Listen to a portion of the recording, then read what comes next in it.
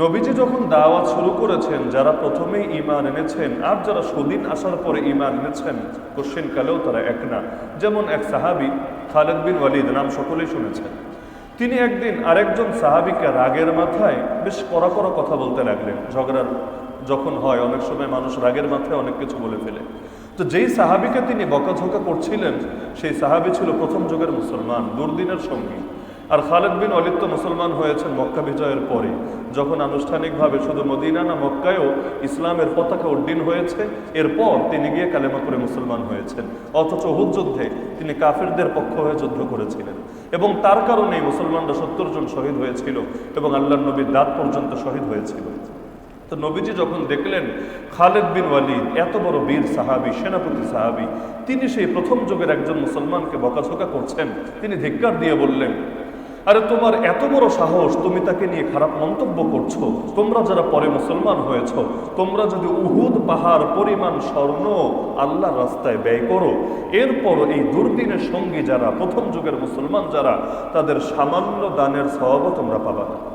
কারণ যখন পরিস্থিতি কঠিন থাকে, ওই সময়ও যারা ইখলাসের সাথে আল্লাহকে রাজি এবং খুশি করার জন্য দিনকে আঁকড়ে ধরে থাকে, তাদের মর্যাদা আর সুদিনের লোকদের মর্যাদা কখনোই সমান হয় না। এজন্য আল্লাহ রাসূল বলেছেন, হে সাহাবীরা, তোমাদের পরে পৃথিবীতে আসতে যাচ্ছে সবরের জামানা। ওই সময় যারা নিজের দিন রক্ষায় সবরের পরিচয় দেবে, তাদের উদাহরণ হবে ওই ব্যক্তির মতো যে নিজের হাতের মধ্যে জ্বলন্ত অঙ্গার ধরে রেখেছে। তাদের এক একজন আমলকারী তোমাদের 50 জনের সমপরিমাণ সওয়াব পাবে। সাহাবীর অবাক হয়ে বলেন, ইয়া রাসূলুল্লাহ, 50 জন? কোন 50 জন? ওই যুগের 50 জনের সওয়াব একজন পাবে, আপনি কি এটা বোঝাচ্ছেন? নবী বললেন, আরে না, তোমাদের 50 জনের সওয়াব ওই যুগে আল্লাহ এক একজনকে দান করবেন। কারণ ঈমান রক্ষা করা এতটা কঠিন হবে, হাতে আগুন ধরে রাখা যতটা কঠিন। তো যার কারণে পরিস্থিতি যত কঠিন হয়, ঈমান এবং আমলের মর্যাদা এবং গুরুত্ব আল্লাহর কাছে তত বেড়ে যায়। এজন্য হাদিসের মধ্যে আছে, যখন ফিতনার জামানা চলে, ওই সময় ইবাদত করলে এত সওয়াব পায়। নবীজি বলেন, কা হিজরাতিন ইলাইয়া, আমার কাছে হিজরত করে আসলে যে সওয়াব, ফিতনার সময়ও যারা ঈমান এবং ইবাদতকে আঁকড়ে ধরে থাকে, তাদের আমল নামায় এই পরিমাণ সওয়াব। তাহলে অগ্রগামী কারা? মুহাজির এবং আনসারদের মধ্যে শক্তিশালী ব্যাখ্যা হলো, যারা ঈমানের ক্ষেত্রে এগিয়ে, আল্লাহর নিকট তারাই এগিয়ে। 2 নম্বর ব্যাখ্যা হলো, যারা বদরের যুদ্ধে শরীক হয়েছে। 3 নম্বর ব্যাখ্যা হলো, যারা হুদাইবিয়ার প্রান্তরে বায়াতুর রিজওয়ানে শরীক থেকেছে, এরা হলো অগ্রগামী। আর যারা এগুলোতে থাকতে পারে নাই, অন্যগুলোতে থেকেছে, তারা হলো স্বাভাবিক। তো ব্যাখ্যা যাই হোক না কেন, এটা নিশ্চিত যে দুনিয়ার সব মানুষ সমান না। এজন্য আল্লাহ সূরা ওয়াকিয়ায় জানিয়েছেন, কিয়ামতের দিন মানুষ 2 দল হবে না, দল হবে 3টা। 2টা না, বরং 3টা। একদল হবে ডানপন্থী, আসহাবুল ইয়ামিন, যাদের অবস্থান হবে আরশের ডান পাশে, যাদের আমলনামা দেওয়া হবে ডান হাতে এবং তাদের পরিণতি হবে জান্নাত। আরেক শ্রেণী হলো আসহাবুশ শিমাল, বামপন্থী। এটা আবার এই দুনিয়ার বামপন্থী না, কিয়ামতের দিন যাদের অবস্থান হবে আরশের বাম পাশে, আমলনামাও দেওয়া হবে বাম হাতে এবং আল্লাহ রাব্বুল আলামিন তাদেরকে ঠেলে দিবেন জাহান্নামে। 2টা হলেই তো চলতো, ডান আর বাম। কিন্তু 3 নম্বর একটা আছে, আস-সাবিকুন আস-সাবিকুন উলাইকাল মুকাররাবুন। আল্লাহ বলেন, অগ্রবর্তীরাই অগ্রবর্তী, আর তারা হলো রবের সবচাইতে নিকটবর্তী। তার মানে তারা খালি ডান না, বরঞ্চ তারা রবের বিশেষ নৈকট্য প্রাপ্ত এবং বিশেষ ভিআইপি সুবিধা প্রাপ্ত। তার মানে আল্লাহর নজরেও এমন কিছু মানুষ আছে যারা সাধারণ নেককারদের মতো না, বরং যারা তাদের চাইতে অনেক এগিয়ে। যেমন একদিন নবীজি হাদিসে বললেন, 70,000 মানুষ এমন যারা জান্নাতে প্রবেশ করবে কোনো হিসাব ছাড়া। তাদেরকে কোনো হিসাবই দিতে হবে না, 70,000 হিসাব ছাড়া প্রবেশ করবে। এক সাহাবী দাঁড়িয়ে বললেন, ইয়া রাসূলুল্লাহ, উদউল্লাহ আন ইয়াজআলানি মিনহুম। আল্লাহ রাসূল, আল্লাহর কাছে দোয়া করেন যাতে আল্লাহ আমাকে 70,000-এর একজন হিসাবে কবুল করেন। নবীজি বললেন, ঠিক আছে, তোমার জন্য দোয়া করে দিলাম, আল্লাহ তাআলা তোমাকে সেই 70,000-এর অন্তর্ভুক্ত বানিয়ে দিয়েছে। আর এক সাহাবী দাঁড়িয়ে বলেন, ইয়া রাসূলুল্লাহ, তাহলে আমি কেন পিছিয়ে থাকবো, আমার জন্য দোয়া করে দেন। নবীজি বললেন, সাবাকাকা বিহা উকাশা। ওই সাহাবীর নাম ছিল, প্রথমে যিনি দাঁড়িয়েছেন তার নাম উকাশা, কঠিন নাম উকাশা। নবী বললেন উক্কাশাই তোমার চাইতে আগ বেড়ে গিয়েছে, সেই আজকে চ্যাম্পিয়ন হয়েছে, সুতরাং এই ফজিলত আজকে তার জন্যই বরাদ্দ। তুমি যেহেতু পরে দাঁড়িয়েছো, আপাতত এটা তোমার জন্য আর প্রযোজ্য হবে না, আর তুমি মেহনত করতে থাকো, আল্লাহ যদি কবুল করেন সেটা আল্লাহর ব্যাপার। তাহলে দেখা যাচ্ছে অগ্রবর্তী হওয়ার বিশেষ মর্যাদা। এজন্য চেষ্টা করবেন আরো 10 জন কতটুকু আমল করে শুধু এটা দেখা না, বরং ঈমান আমলে অন্যদেরকে ছাড়িয়ে যাওয়ার চেষ্টা করা। দুনিয়াতে যারা হবে রবের দিকে অগ্রগামী, জান্নাতে যাওয়ার ক্ষেত্রেও তারা হবে অন্যদের চাইতে অগ্রগামী ইনশাআল্লাহ। এজন্য অগ্রগামী হওয়ার চেষ্টা করা দরকার। আমরা যদি শুনি কোনো আমল নফল, কোনো আমল মুস্তাহাব, আমরা ভাবি এটা আমাদের জন্য না, এটা হলো পীর সাহেবদের জন্য, এটা হলো বড় বড় মোল্লা মুন্সিদের জন্য, এটা হলো বড় বড় হুজুরদের জন্য, এটা আমাদের জন্য না। অথচ আপনি চিন্তা করেন, অফিসে যদি কয়েক হাজার কর্মচারী থাকে, মালিকের নজর কিন্তু সবার দিকে একরকম পড়ে না। স্বাভাবিক ডিউটি যারা করে তাদের উপর আলাদা নজর পড়ার কি আছে, কিন্তু যারা অতিরিক্ত কিছু করে, অতিরিক্ত ডিউটি শেষ হয়ে গেছে এরপরও বসে আছে, ওভারটাইম পাবে না, তাকে আলাদা বোনাস দেওয়া হবে না, এরপরও সে পড়ে আছে, কাজ করেই যাচ্ছে। জিজ্ঞেস করা হলো কি ব্যাপার, বাড়ি যাস না কেন? বলে স্যার কাজটা শেষ না করে গেলে দিলে তৃপ্তি পাবো না। আবার দেখা যায় এলাকায় গিয়েছে, বাড়ি হয়তো ধরেন বগুড়া, আসার সময় দই নিয়ে এসেছে, বাড়ি বরিশাল, আসার সময় আমরা নিয়ে এসেছে, বাড়ি কুমিল্লা, আসার সময় রসমালাই নিয়ে এসেছে। স্যার আমি খাচ্ছিলাম, আপনার কথা মনে পড়ে গেল, আপনার ফ্যামিলির কথা মনে পড়ে গেল, এজন্য হাদিয়া হিসাবে আনলাম, অন্যরা আনলো না, সে আনলো। এভাবে যেই কর্মচারী অতিরিক্ত অতিরিক্ত অতিরিক্ত বারবার বারবার করবে, তার প্রতি মালিকের আলাদা নজর পড়বে নাকি পড়বে না? তাহলে যেই বান্দা খালি ফরজ করে, ডিউটি পালন করে, সে তো স্বাভাবিক, কিন্তু যেই বান্দা রাতের বেলায়ও পুরো রাত ঘুমিয়ে থাকতে পারে না, শেষ রাতে ঘুম ভেঙে যায়, রবের সামনে দাঁড়িয়ে যায়, জিকির তাসবিহ তেলাওয়াত এগুলো করতে থাকে, নিঃসন্দেহে তার উপর রবের আলাদা ভালোবাসা, আলাদা মহব্বত তৈরি হবেই হবে। এজন্য চেষ্টা করবেন স্বাভাবিক ডানপন্থী হতে না, বরঞ্চ অগ্রগামী হতে। দুনিয়াতেও হবেন অগ্রগামী, আল্লাহ আখিরাতেও রাখবেন অগ্রগামী। তা আল্লাহ বললেন মুহাজির এবং আনসারদের মধ্যে যারা অগ্রগামী আর যারা তাদেরকে উত্তমভাবে অনুসরণ করবে, তার মানে এর ভেতর তো সবাই চলে এসেছে। আল্লাহ বলেন তাদের জন্য জান্নাত আমি প্রস্তুত করে রেখেছি। আমাদের আকীদা হলো নবীজির প্রতিটা সাহাবী জান্নাতি, হর সাহাবিয়ে নবী জান্নাতি। বলবেন কিভাবে? সূরা হাদীদ আয়াত নম্বর 10 এবং কোরআনে আরো একাধিক জায়গায় আল্লাহ জানিয়েছেন ওয়াকুল্লু ওয়া'আদাল্লাহুল হুসনা, প্রতিজন সাহাবীকে আল্লাহ সর্বোচ্চ কল্যাণের ওয়াদা দিয়েছেন। সর্বোচ্চ কল্যাণের নাম কি? জান্নাত। জান্নাতের চাইতে বড় কল্যাণ আছে নাকি? তা আল্লাহ বলেন প্রতিজন সাহাবীকে ওয়াদা দিয়েছেন সর্বোচ্চ কল্যাণের। আপনি বলবেন তাহলে 10 জন সাহাবীকে যে বলি আশারায়ে মুবাশশারা, জান্নাতে সুসংবাদ প্রাপ্তের অর্থ কি? এর অর্থ এটা না যে নবী এই 10 জনের বাইরে আর কাউকে জান্নাতে সুসংবাদ দেন নাই। বলবেন কিভাবে? এই 10 জনের মধ্যে ফাতেমা রাদিয়াল্লাহু আনহার নামও নাই, অথচ অন্য হাদিসে আছে তিনি জান্নাতের নারীদের সর্দার। এই 10 জনের মধ্যে হাসান হুসাইনের নামও নাই, অথচ হাদিসে আছে তারা জান্নাতের যুবকদের সর্দার। এই 10 জনের মধ্যে বেলালে হাবশির নামও নাই, অথচ নবীজি মেরাজে গিয়েও নিজের সামনে বেলালের পায়ের আওয়াজ শুনেছেন। এরকম আরো বহু দলিল দেওয়া সম্ভব। এমনকি এই যে উক্কাশার নাম বললাম, 70,000 বিনা হিসাবে জান্নাতে যাবে, তার মধ্যে সাহাবী উক্কাশাও থাকবে, অথচ 10 জনের মধ্যে উক্কাশার নাম নাই। তাহলে আপনি যদি বলেন যে 10 জনই মাত্র সুসংবাদ পেয়েছেন জান্নাতের, কথাটা ভুল, কথাটা ভুল। তাহলে বলবেন এই 10 জনের ফজিলত কি? ফজিলত হলো একদিন এক বৈঠকে নবী নাম নিয়ে নিয়ে 10 জনকে স্পেশাল সুসংবাদ শুনিয়েছেন। আবু বকরিন ফিল জান্নাহ ওয়া উমর ফিল জান্নাহ ওয়া উসমান ফিল জান্নাহ ওয়া আলী ফিল জান্নাহ। এভাবে নবীজি 10 জনের নাম নিয়ে একসঙ্গে এক বৈঠকে জান্নাতের সুসংবাদ শুনিয়েছেন। এ কারণে তাদেরকে জান্নাতের বিশেষ সুসংবাদ প্রাপ্ত 10 জন বলা হয়। এর মানে এটা না বাকিরা যাবে জাহান্নামে, একমাত্র তারাই যাবে জান্নাতে, না, নবীর প্রতিজন সাহাবী যাবে জান্নাতে। বলবেন নিশ্চিত হলাম কিভাবে? আরে এত দলিলেরও দরকার নেই। সাহাবী কাকে বলে এটা বুঝলেই বুঝবেন। সাহাবী কাকে বলে? ইমাম ইবনে হাজার আসকালানী রাহমাতুল্লাহি আলাইহি সংজ্ঞা লিখেছেন, সাহাবী বলে মান লাকিয়ান নাবিয়্য সাল্লাল্লাহু আলাইহি ওয়াসাল্লাম মুমিনান বিহি ওয়া মাতা আলাল ঈমান। যার মধ্যে 2টা গুণ আছে। 1 নম্বরে ঈমানের সঙ্গে নবীজির সাক্ষাৎ পেয়েছেন। চোখ দিয়ে দেখা জরুরি না, কারণ সাহাবীদের মধ্যে অন্ধ সাহাবীও ছিলেন যারা চোখ দিয়ে নবীকে দেখতে পারেন নাই, তো সাক্ষাৎ পাওয়াটা জরুরি। ঈমানের সঙ্গে নবীজির সাক্ষাৎ পেয়েছেন এবং ঈমান নিয়ে মৃত্যুবরণ করেছেন তাকেই বলে সাহাবী। যদি এমন হয় নবীজির কাছে এসে কালেমা পড়েছেন কিন্তু পরে বেঈমান হয়েছেন, এমন আছেন 2-4 জন। নবীর কাছে এসে কালেমা পড়েছেন পরে বেঈমান হয়েছেন, তাকে সাহাবী বলে না। সাহাবী তাকেই বলে নবীর সঙ্গে ঈমানের হালতে সাক্ষাৎ হয়েছে আর ঈমান নিয়ে পৃথিবী থেকে শেষ নিঃশ্বাসও ত্যাগ করেছে। তো ঈমান নিয়ে যারা দুনিয়া থেকে যায় তারা জান্নাতি হয় না জাহান্নামী হয়? তো সাহাবী মানেই তো ঈমানের সঙ্গে মৃত্যু হয়েছে, যার মৃত্যু ঈমানের সঙ্গে হয় নাই তাকে সাহাবী বলেই না। মেরাজের ঘটনা অনেকে মানতে পারে নাই, কেবলা পরিবর্তনের ঘটনা অনেকে মানতে পারে নাই, আল্লাহ নবীর ওফাতের পর অনেকে মুসলমান থাকতে পারে নাই, এগুলোর সাহাবী বলে না। সাহাবী তাকেই বলে ঈমানের সঙ্গে নবীর সোহবত পেয়েছে, ঈমানের সঙ্গে মৃত্যুও হয়েছে। তো ঈমানের সঙ্গে মৃত্যু হলে জান্নাতে যাবে, এটা তো কোরআনের বহু আয়াত, নবীজির অসংখ্য হাদিস দ্বারা প্রমাণিত। তো কোন সাহাবী জাহান্নামে যাবে, চিরস্থায়ী জাহান্নামে হবে, এটা ভাবেন কিভাবে? প্রতিজন সাহাবী জান্নাতি হবেনই হবেন। এমনকি কেউ যদি সাময়িক পরীক্ষায় পড়েনও সমস্যার কিছু নাই, চূড়ান্তভাবে আল্লাহ প্রত্যেকের জন্য জান্নাতের ওয়াদা দিয়ে রেখেছেন। এজন্য আমাদের বিশ্বাস নবীজির সমস্ত সাহাবী জান্নাতি। আল্লাহ তাআলা আয়াতের মধ্যেও সূরা তাওবার 100 নম্বর আয়াতে এটা স্পষ্ট জানিয়ে দিলেন।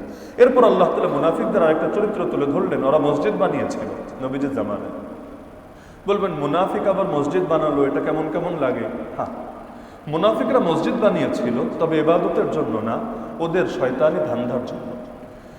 আল্লাহ নবী নিজেই তো মদিনার মসজিদ নির্মাণ করেছেন, এর আগে কুবার মসজিদ নির্মাণ করেছেন। এখন ওরা নবীর কাছে এসে বলল, ইয়া রাসূলুল্লাহ, মাঝে মাঝে বৃষ্টি হয়, মাঝে মাঝে অনেক ঠান্ডা পড়ে, আমাদের মাঝে অনেকে রোগ ব্যাধিও হয়, তো সবাই তো সবসময় চাইলেও এই কেন্দ্রীয় মসজিদে আসতে পারবে না, আমরা একটা মসজিদ বানায় নেই, আপনি একটু অনুমতি দেন। নবীজি সাল্লাল্লাহু আলাইহি ওয়াসাল্লাম বললেন, ঠিক আছে, যদি এমন ওজরই থাকে তোমরা বানাও। সেখানে তারা মসজিদ বানালো।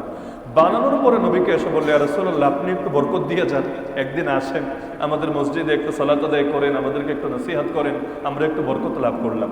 নবীজি কেমন সময় বলল, যখন নবী তাবুক যুদ্ধে যাওয়ার প্রস্তুতি নিচ্ছেন। নবী বললেন, এমন সময় আসলে, এখন তো সময় নেই, এখন তো সুযোগ নাই। আচ্ছা ঠিক আছে, কথা দিলাম, এখন তো পারছি না, যদি যুদ্ধে আল্লাহ তাআলা আমাদেরকে বাঁচায়া রাখেন, শহীদ যদি না হই, শহীদ হলে তো হলামই, যদি বেঁচে থাকি ফেরার পথে তোমাদের মসজিদ দেখে আসবো ইনশাআল্লাহ। আল্লাহ নবী ওদেরকে কথা দিলেন, ওয়াদা দিলেন। আল্লাহ কোরআনে আয়াত নাজিল করে জানিয়ে দিলেন, খবরদার নবী, খবরদার, ওয়াদা দিয়েছেন, ওয়াদা, এই ওয়াদার উপর আপনি আমল করতে পারবেন না, নিষিদ্ধ। কারণ কেউ যদি কোনো এমন কসম খেয়ে ফেলে যেটা ক্ষতিকর, পরবর্তীতে সে বুঝলো এটা ক্ষতিকর, হাদিসের মধ্যেই আছে, সে যাতে সেই কসমের কাফারা দিয়ে দেয় এবং যেটা কল্যাণকর, যেটা উত্তম, সেটার উপরে যাতে আমল করে।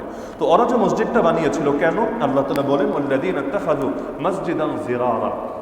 এই মসজিদটাকে আনুষ্ঠানিক নাম, পারিভাষিক নামই হলো মসজিদে জিরার। জিরার মানে হলো ক্ষতি করা।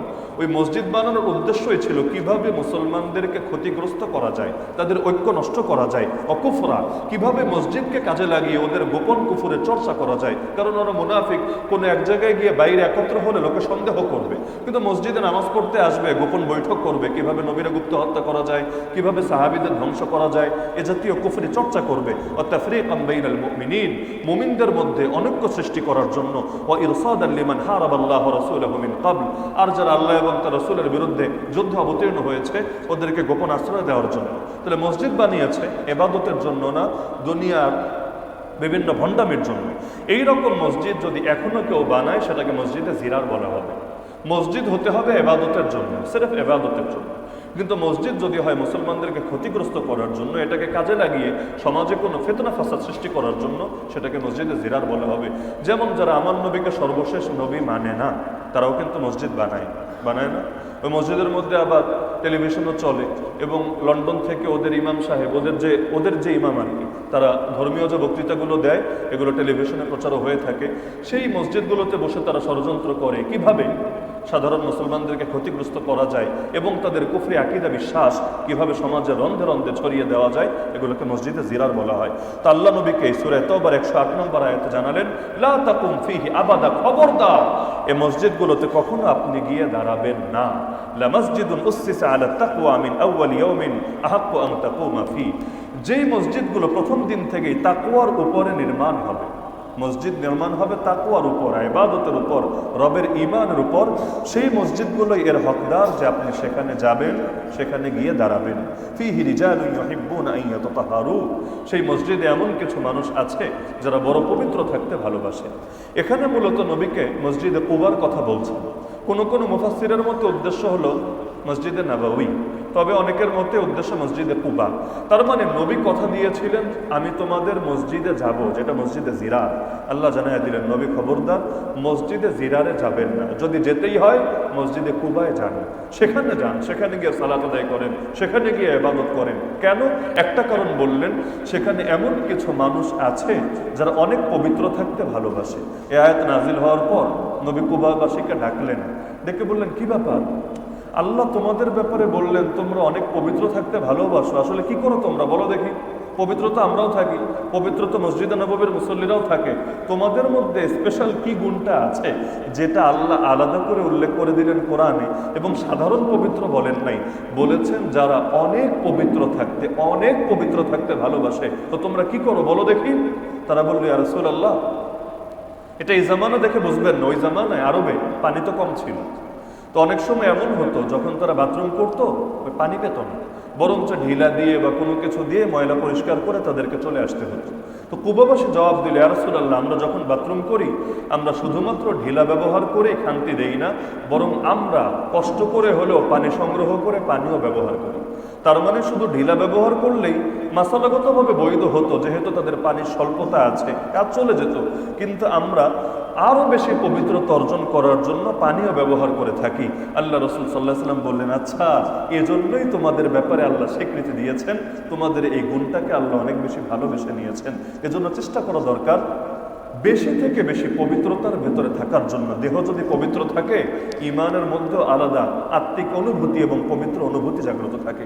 কেউ যদি অল টাইম ওযুর হালতে থাকেন, তাহলে নামাজের সময় উজু না, সার্বক্ষণিক উজু, বাথরুমে গেলে পেশাব পায়খানা করলে উজু করে আসেন, দেখবেন ইনশাআল্লাহ দিলের মধ্যে আলাদা পবিত্রতার একটা অনুভূতি কাজ করবে ইনশাআল্লাহ।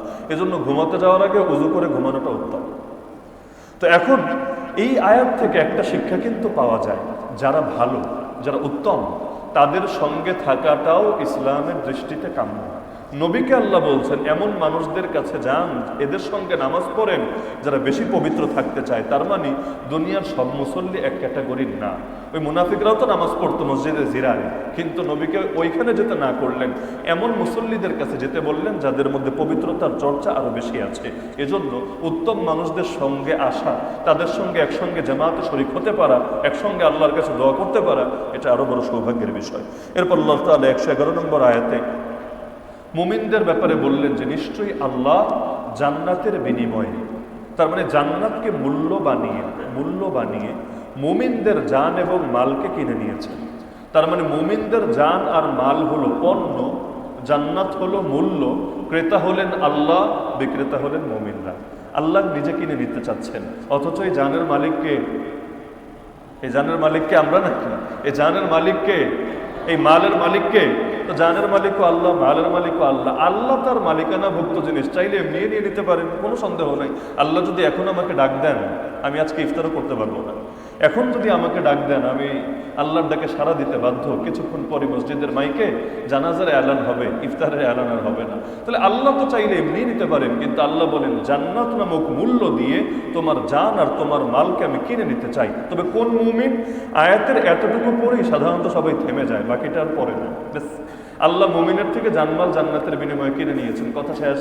কিন্তু আয়াত তো শেষ হয় নাই, আয়াতের একটা অংশ হলো, একটা অংশ আল্লাহ বলে দিলেন সব মুমিন না, ওই মুমিনের থেকে কিনতে চাই যে মুমিনের গুণ হলো, যার অবস্থা হলো, যার হাল হলো ইউকাতিলুনা ফি সাবিলিল্লাহ, সে আল্লাহর পথে লড়ে যায়, আল্লাহর পথে জিহাদ করে যায়। ফায়াকতুলুনা ওয়া ইউকতালুন, মারার প্রয়োজন হলে মারে, মরার প্রয়োজন হলে মরে। জিহাদের ময়দানে গেলে তো দুই রকম হালতই আসে, কখনো মরা লাগে, কখনো মারা লাগে। তো বলেন যারা আল্লাহর জন্য নিজের জানমাল নিয়ে জিহাদে নেমে যায়, আল্লাহ বলেন ওদের জান আর মালকে আমি জান্নাতের বিনিময়ে কিনে নেই। তার মানে সমস্ত মুমিনের কথা বলছেন না, যারা জিহাদের ময়দানে যায় তারা আল্লাহর সঙ্গে ব্যবসা করে। সূরা সফের মধ্যে আল্লাহ এটাকে ব্যবসা বলেছেন, ব্যবসা। হে ঈমানদাররা, আমি কি দেখিয়ে দিব যা তোমাদেরকে ভয়ঙ্কর আযাব থেকে বাঁচাবে? সেই ব্যবসা হলো আল্লাহ এবং তার রাসূলের উপর ঈমান রাখবা এবং জান আর মাল দিয়ে আল্লাহর পথে জিহাদ করবা। তা আল্লাহর সঙ্গে ব্যবসা করার ইচ্ছা আছে তো আপনাদের?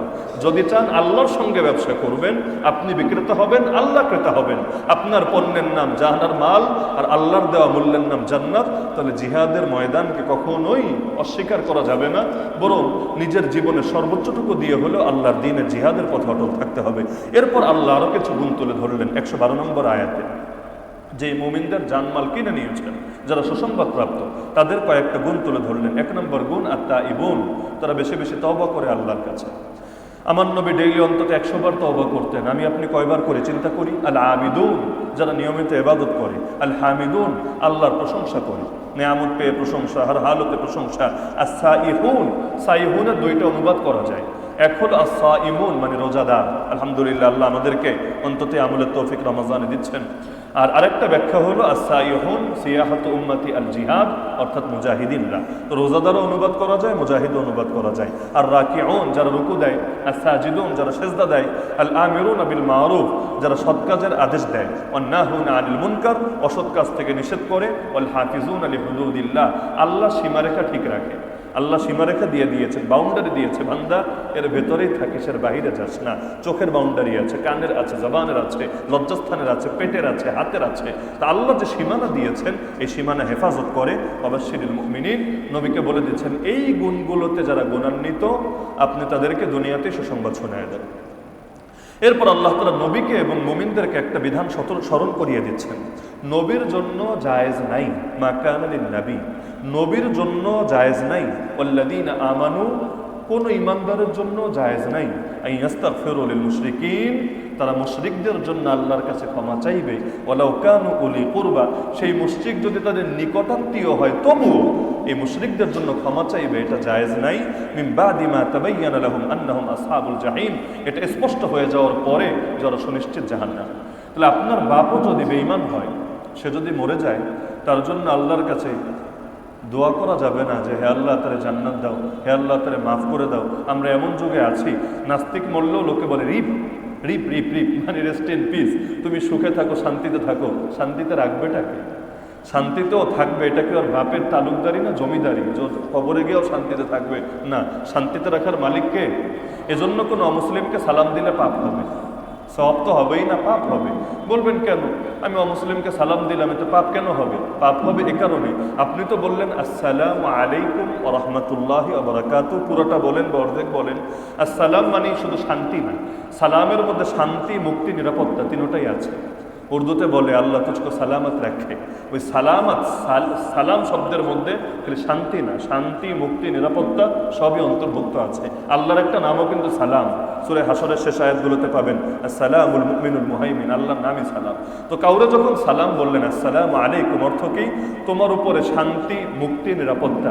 আরে ভাই, আল্লাহ তো তাকে জাহান্নাম থেকে শান্তি দেয় নাই, মুক্তি দেয় নাই, নিরাপত্তা দেয় নাই, আপনি দেওয়ার কে? দুনিয়ার আযাব, আখিরাতের আযাব, এগুলো থেকে আল্লাহ তাকে মুক্তি দেয় নাই, আপনি মুক্তি দেওয়ার কে? যদি বলাই লাগে অন্য কিছু বলেন না। অনেক সময় এমন আছে যে কিছু না কিছু বললে রাগ করবে এবং সে আমার সিনিয়র, না বললে আমার চাকরিও যেতে পারে। ঠিক আছে, প্রয়োজনে তুমি হাই হ্যালোই বলো না, মুসলিমরা হাই হ্যালোই বলো না, পাপ হবে না। কিন্তু আসসালামু আলাইকুম ডাইরেক্ট যদি বলো, অবশ্যই পাপ হবে। একান্ত বলতে চাইলে বাইপাস করে দেওয়া যাবে।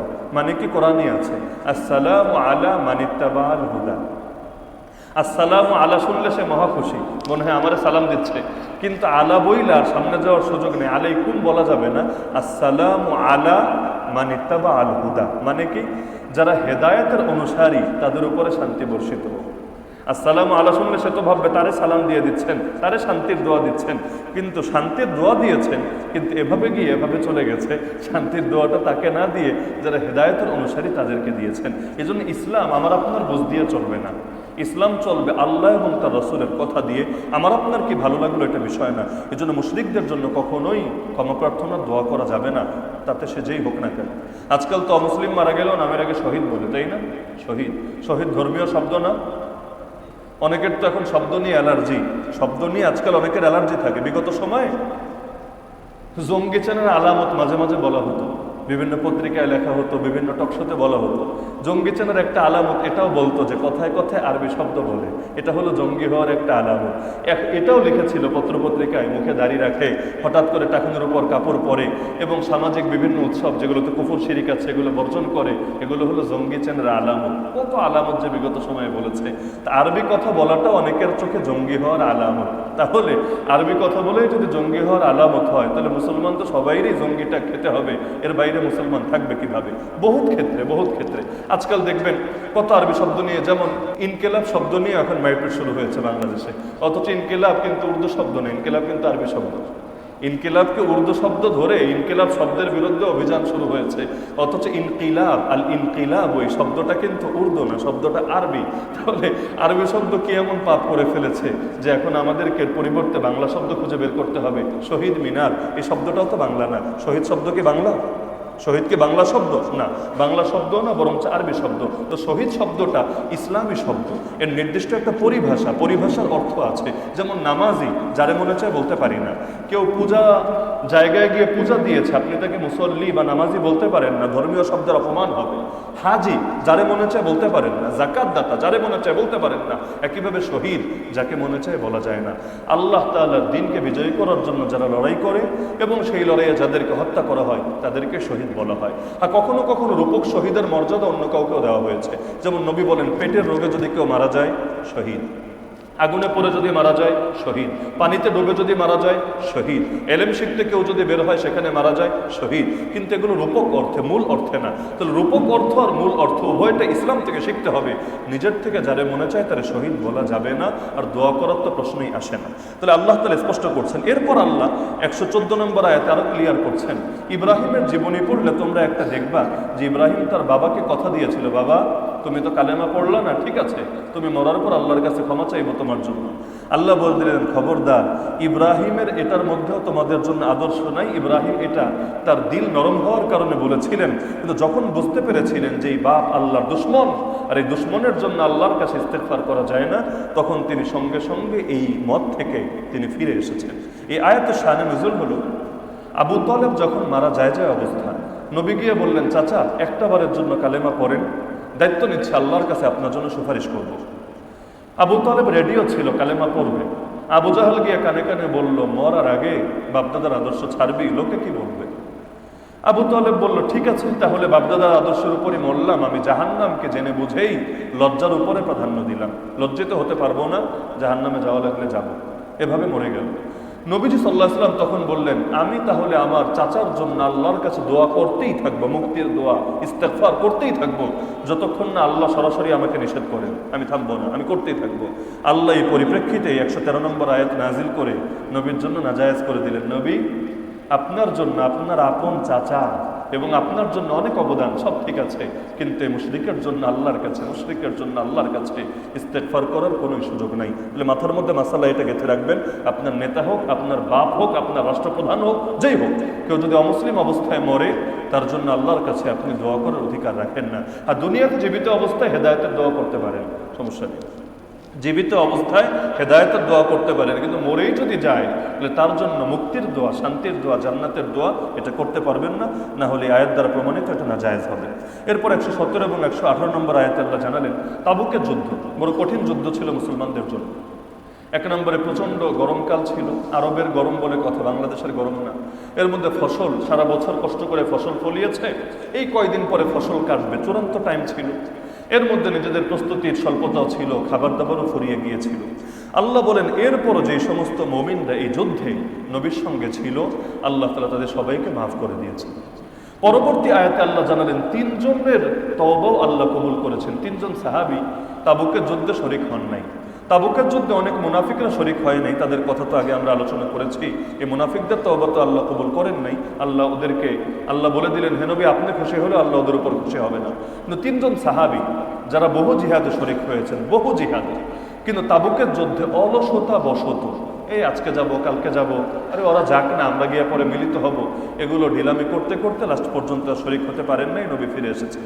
এই 3 সাহাবী চিন্তা করলেন, মুনাফিকরা গিয়ে তো মিথ্যা মিথ্যা কথা বলছে, কেউ বলছে অসুস্থ ছিলাম, কেউ বলছে বাপ এই সমস্যা, মায়ের এই সমস্যা, ঘরের এই সমস্যা।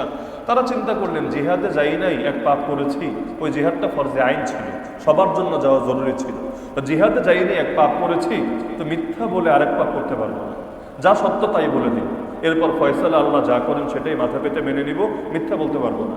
3 জন সাহাবী গিয়ে স্বীকার করলেন, ইয়া রাসূলুল্লাহ আমাদের কোনো ওজর ছিল না, আমরা অলসতা বশত আমরা যাই নাই, সত্যটা স্বীকার করে নিলাম। নবীজি বলে দিলেন, ঠিক আছে, তোমাদেরকে সামাজিকভাবে বয়কট করা হলো, তোমাদের ব্যাপারে আল্লাহ যতদিন ফয়সালা না জানাবেন, তোমাদের সাথে সালাম কালামও নাই, লেনদেনও নাই, ক্রয় বিক্রয়ও নাই, দেখা সাক্ষাৎ নাই, কিছু নাই, তোমরা তোমাদের মতো, আমরা আমাদের মতো। সমস্ত মুসলমানরা তাদেরকে বয়কট করে ফেললো। নবীজি তাদের চেহারার দিকেও ঠিকভাবে তাকাতেন না, সালাম দিলে জবাবটা পর্যন্ত দিতেন না। তাদের দিলে এত কষ্ট লাগলো, মহব্বতের জায়গায় যদি আঘাত আসে, সামান্য আঘাতটা অনেক জটিল হয়। 50 দিন পর্যন্ত, 50 দিন তাফসীরের কিতাবে পাওয়া যায়।